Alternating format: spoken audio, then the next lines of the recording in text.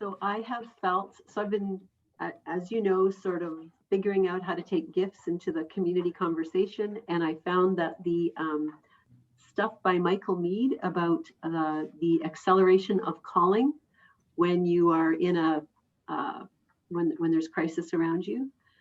So rightly or wrongly, Kenora is in a state of crisis. I had it confirmed this week that I mean, I kept going like, what the heck's going on in Kenora that everyone's getting so upset about stuff that occurs everywhere in the world and everywhere in the province and everywhere in Canada? Like, why is this homelessness thing such a big hairy deal here? And I did have confirmation from the province and in a meeting that for our population, Kenora is considered to have the largest homelessness population in the province of Ontario. So I guess that's why it's so vivid.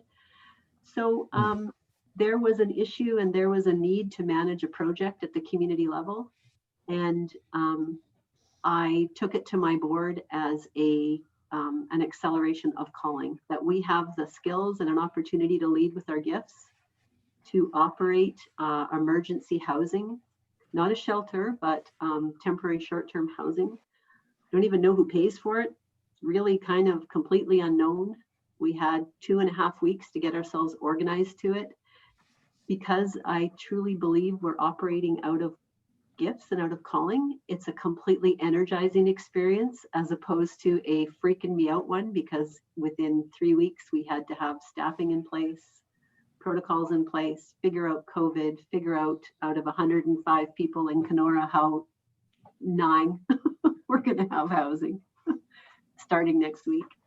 So it's been interesting to me to sort of, I just insisted on going to the community as a gift conversation to so this collective that I'm in called All Nations Health Partners. I went to All Nations Health Partners in a gift mode. I went to my board talking about gifts. And the management team that has taken this on is doing it out of gifts, and it's surprisingly invigorating. So that's my experience of gifts this week. Wonderful. Weeks. When you say they're doing it out of gifts, you said that about the group and you said that about the leadership team. What do you mean when you say they're doing it out of gifts? So we're doing it out of gifts in that, so for me, my core gift is about a big idea. For the other manager who's working on it with me, her core gift is about helping people to find belonging. And so we're approaching emergency housing as an opportunity to give expression to both of those gifts. So we're not just housing people. We're considering